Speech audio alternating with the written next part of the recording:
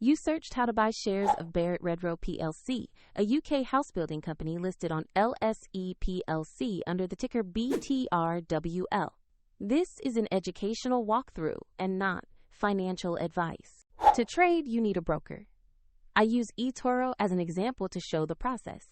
After signing up, you will need to verify your account, typically by uploading an ID, and add funds before buying.